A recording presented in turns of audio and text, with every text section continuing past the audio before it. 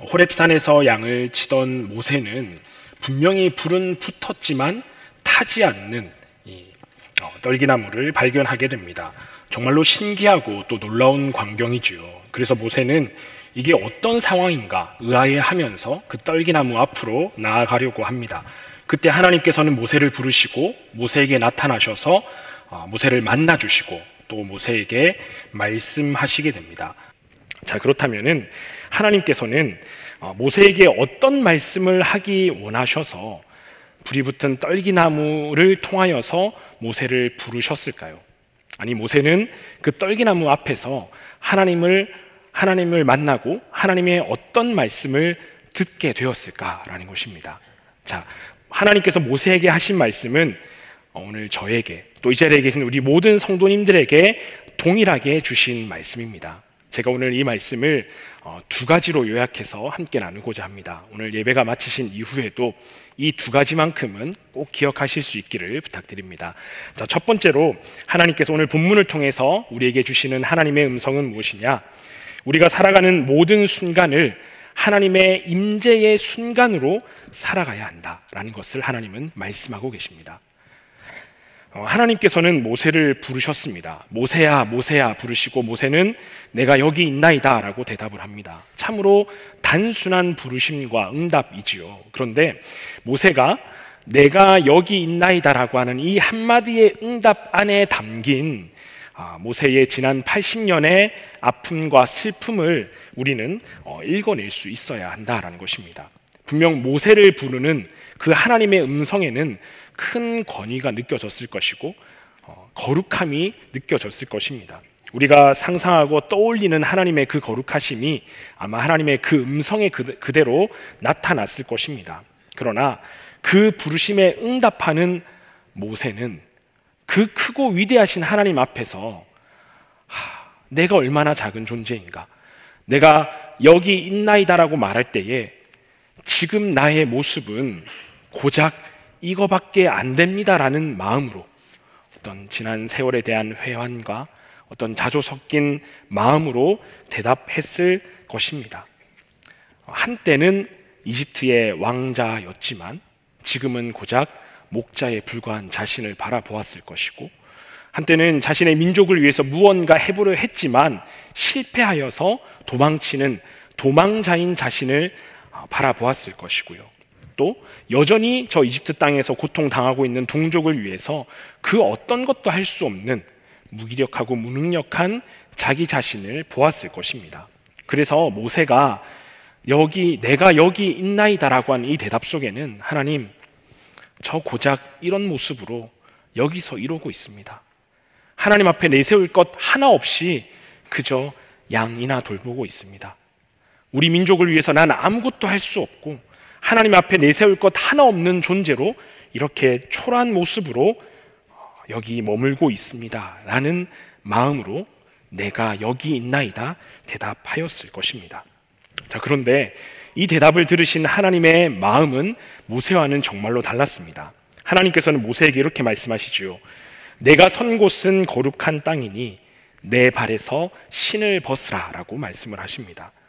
하나님께서 말씀하신 지금 내가 서 있는 곳, 모세가 서 있는 곳이라고 하는 이 의미는 물리적인 그 공간을 의미하는 것이 아니에요.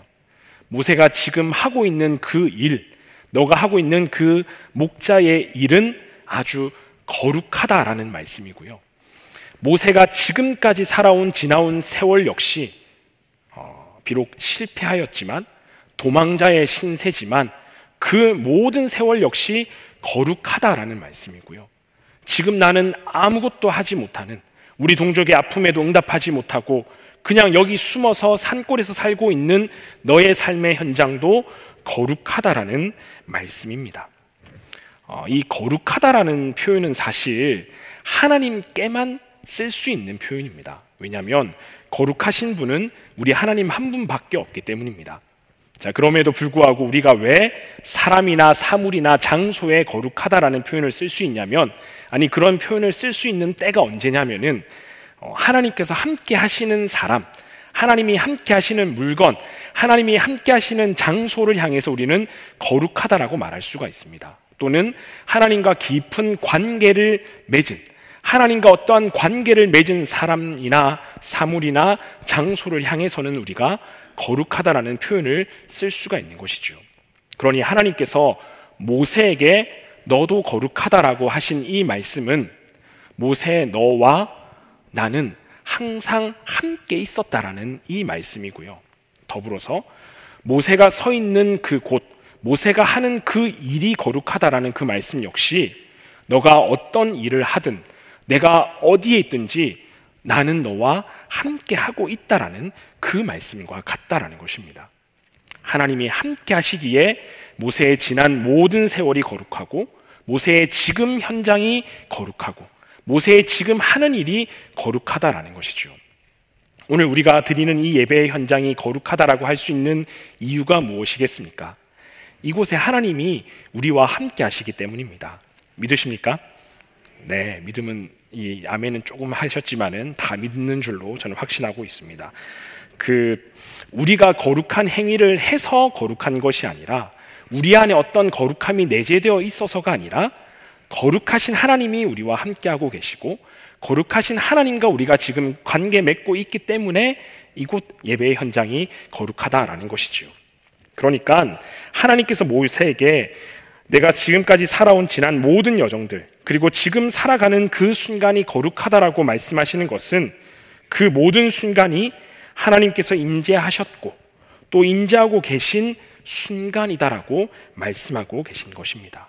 단 한 순간도 너를 떠난 적이 없고 너와 함께 아니한 적이 없노라고 말씀하고 계신다라는 것이죠. 자, 하나님께서는 여기서 더 나가서 또 말씀하십니다. 모세를 향해서 내 발에서 신을 벗으라라고 명령하십니다. 여러분, 이 신을 벗는다, 신발을 벗는다라고 하는 것은 우리가 거룩의 대상을 마주했을 때에 그 경외감의 표현으로 우리가 신발을 벗습니다. 그러니까 신발을 벗음으로써 나는 지금 거룩한 분과 함께 하고 있다. 나의 존재를 초월한 어떤 그 거룩한 분과 함께 하고 있다라는 나의 반응과 나의 표현이 바로 신을 벗는 행위다라는 것이죠. 사랑하는 성도님들, 모세를 부르신 하나님께서는 오늘 이 시간 우리를 향해서 동일하게 우리를 부르고 계십니다. 어쩌면 그 부르심에 우리는 모세와 같은 마음으로 답을 하고 있을지도 모르겠습니다. 하나님, 저는 코로나 동안에 교회 한 번 안 나갔고요. 그저 일주일에 한 번 영상으로 예배 드린다기보다는 보았을 뿐입니다 라고 고백하는 분들 분명히 계실 것입니다. 또는 제가 예수 믿은 지 10년, 20년, 30년 되었지만 직분도 없고요. 또 우리 가족들에게도 내가 일하는 내 일터에서도 또 내가 만나는 사람들에게 복음 한번 전하지 못하고 선한 영향력 한번 발휘하지 못하는 정말 아무것도 아닌 그런 존재입니다라고 자기 자신을 초라하게 여기며 대답하실지도 모르겠습니다. 자, 그러나 하나님께서는 모세에게 말씀하셨듯 우리에게 동일하게 말씀하고 계신다라는 것이죠. 내가 선 곳은 거룩한 땅이니 내 발에서 신을 벗어라. 너가 지금 어떤 처지에 놓여 있든 네가 지금 어떤 삶을 살아가고 있든 나 하나님이 너와 함께하고 있기 때문에 너의 삶의 현장은 거룩한 곳이란다. 지금까지 네가 살아온 모든 지난 세월은 거룩한 시간들이었단다라고 말씀하시며 우리를 위로하시고 우리를 격려하고 계신다라는 것입니다. 그러니 우리에게 요구하시는 것도 그러니 너의 그 삶의 현장에서 너는 신을 벗으며 나를 예배하고 나를 경배하는 삶을 살아라라고 우리에게 말씀하고 계신다라는 것입니다. 여러분, 그 우디 알렌이라는 헐리우드 영화 감독이 있습니다. 이 감독이 2010년에 제작한 영화 중에 환상의 그대라는 영화가 있습니다. 환상의 그대라는 영화인데 이 영화를 보면은 많은 등장 인물이 나옵니다. 그 수많은 등장 인물이 있고 각각의 스토리 라인들을 다 가지고 있는데 그 중에서 한 사람, 로이라고 하는 작가로 나오는, 소설을 쓰는 작가로 나오는 이 사람의 이야기를 제가 좀 간략하게 소개해드리고자 합니다. 이 사람은 지금 자신의 삶에 아주 무기력을 느끼고 권태를 느끼고 있었어요. 처음에 한번 썼던 소설 이후로는 좀 그럴 만한 작품도 써내지 못하고 삶 속에서 어떤 즐거움도 만족도 느끼지 못하고 살아갔습니다. 심지어 결혼을 했는데 아내와의 관계에서도 전혀 즐거움을 느끼지 못하고 있었습니다. 그러던 중에 자기 집에서 창밖으로 내다보이는 앞집을 이제 쳐다보게 되는데, 앞집의 여자를 보고는 그 여인에게 그저 매료돼 버린 겁니다. 그러니까 뭐 소위 말해서 그 여인에게 환상을 품게 된 것이죠. 그러니까 이 여인은 항상 이 빨간색 옷을 입고 있었는데 그 빨간 옷을 입은 여인에게 마음이 완전히 빼앗겨 버렸습니다. 그래서 항상 생각하기를, 내가 저 여인을 만난다면, 제가 저 여인과 사귈 수 있다면 내 인생이 좀 더 즐거워질 텐데, 내 인생이 좀 더 큰 만족을 누릴 텐데, 이런 생각을 합니다. 그러다 결국에는 아내와 이혼을 하고 그 여인과 정말로 결혼을 하게 됩니다. 그래서 이제 더 이상 자기의 옛날 집이 아닌 늘 창문 너머로 바라만 보던 그 앞집이 이제 신혼집이 되어서 그 집으로 건너가서 그 여인과 새로운 삶을 시작하게 되었다라는 것이죠. 이 막장 드라마가 한국에만 있는 게 아닙니다. 자, 이런 스토리는 만국 공통으로 잘 통하는데, 자, 이제 그래서 새로운 여인과 그토록 본인이 꿈에 그리던 환상을 갖고 있던 그 붉은 옷을 입은 여인과 드디어 새 살림을 차리게 되었는데, 이제 그 집에 가서 창밖을 내다보니까 자기가 살던 옛날 집이 보이고, 창문 사이로 자신의 이제 옛 부인이죠, 전 부인의 모습이 보이는데, 영화가 어떻게 끝이 나느냐, 이 남자가 자신의 전 부인의 모습을 보면서 나의 옛 부인이 이렇게 아름다웠나? 이렇게 매력적인 여자였나? 라고 생각하며, 이 오묘한 생각을 하면서 영화는 끝이 나게 된다라는 것입니다. 여러분, 이 영화에서는 남녀 간의 문제로 표현을 했지만은 이것이 일상을 바라보는 우리 모든 인간의 본성과도 같습니다. 지금 내가 살아가고 있는 나의 삶의 현장, 지금 내가 하고 있는 내 일은 아주 하찮고 아무것도 아닌 것처럼 느껴지고, 왠지 타인의 삶, 아니 뭔가 창문 너머에 있는 다른 삶을 마냥 동경하게 되는 것이 우리의 본성이다라는 것입니다. 그러나 내가 살아가는 모든 순간, 모든 일상은 하나님께서 함께 하시는 거룩의 순간임을 우리는 기억하고 살아내야 한다라는 것이죠. 여러분, 이 모세가 불은 붙었지만 불에 타지 않는 떨기나무를 보고 그곳으로 가까이 가려고 합니다. 왜냐? 아주 매혹적이고 매력적인 장면이지 않습니까? 그런데 5절에 보면은 하나님께서 어떻게 말씀하시느냐? 이리로 가까이 오지 말라라고 명하시는 거예요.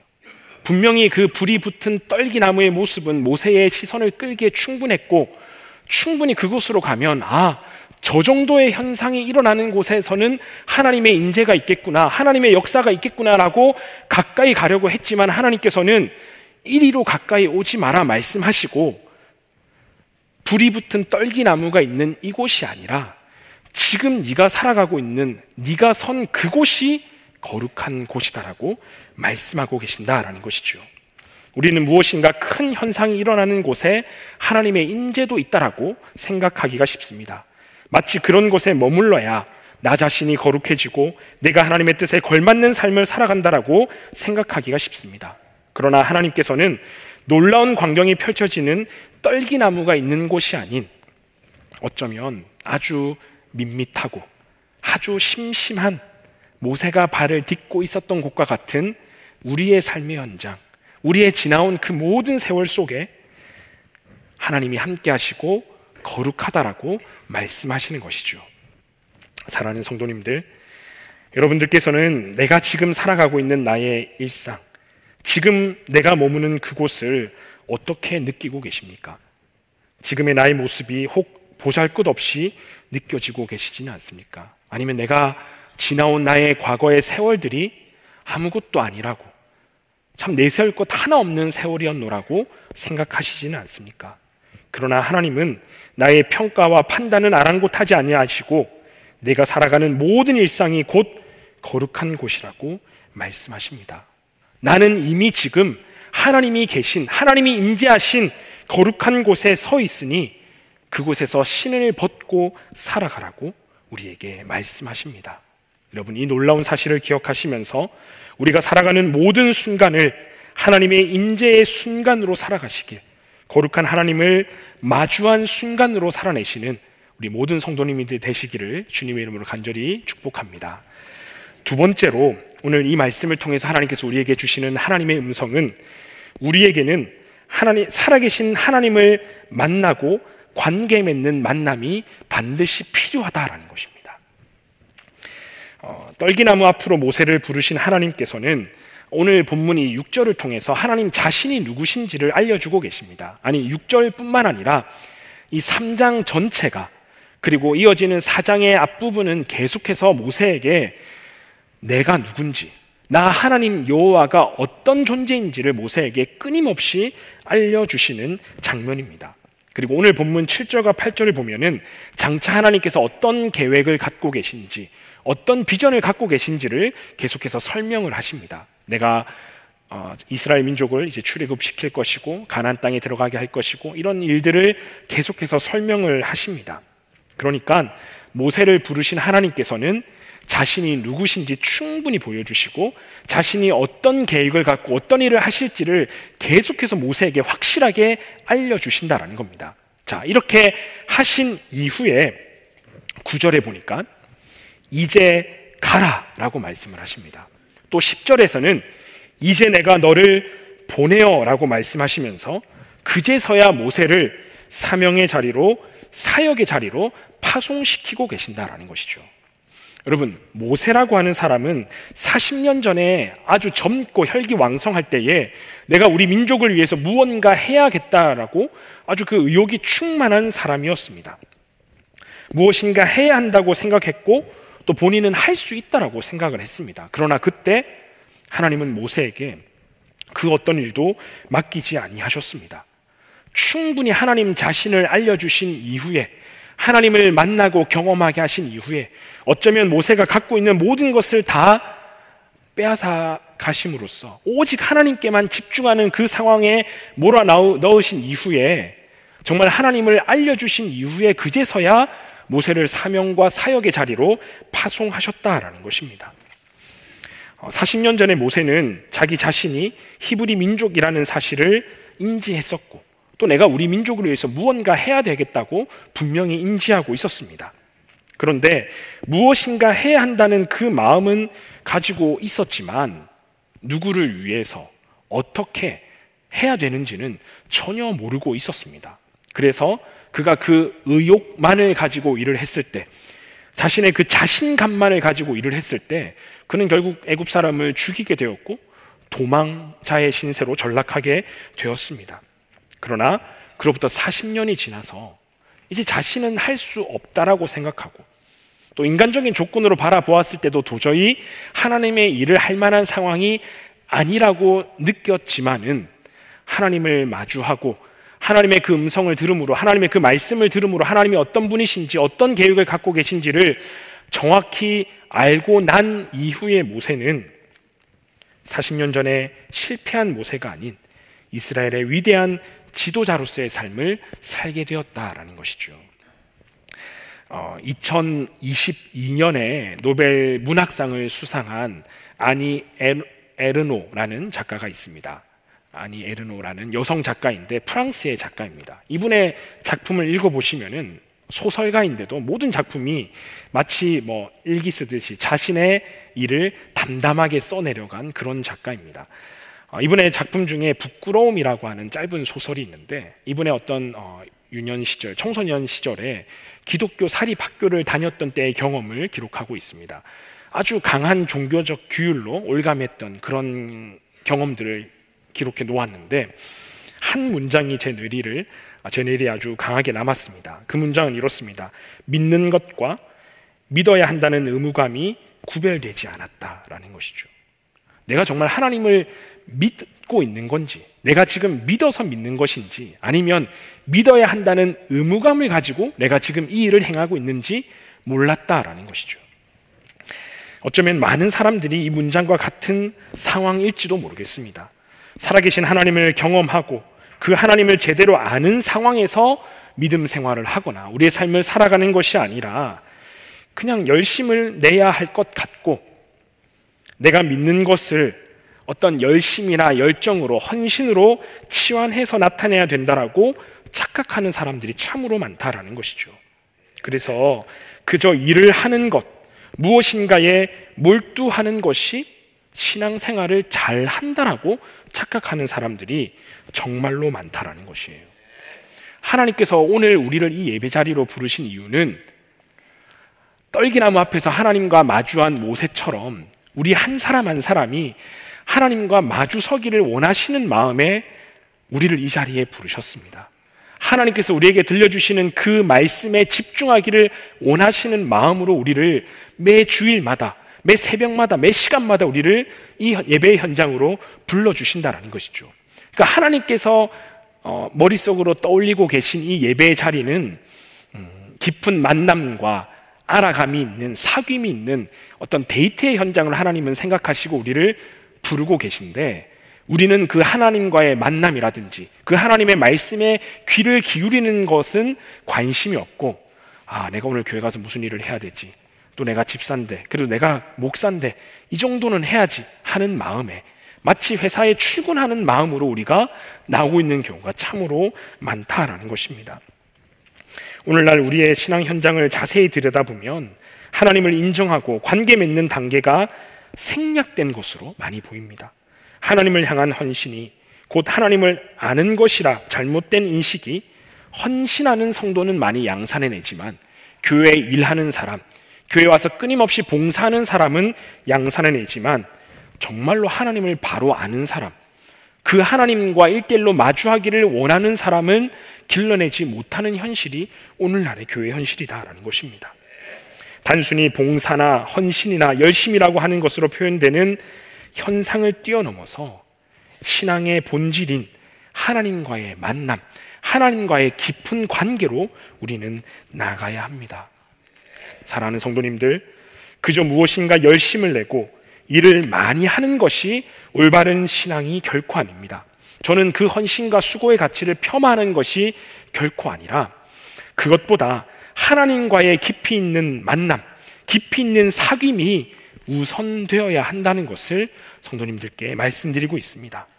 그 무엇보다 우리 하나님을 만나는 일, 그분을 깊이 알아가는 일에 더욱 힘쓰시는 삶이 되시기를 주님의 이름으로 간절히 축복합니다.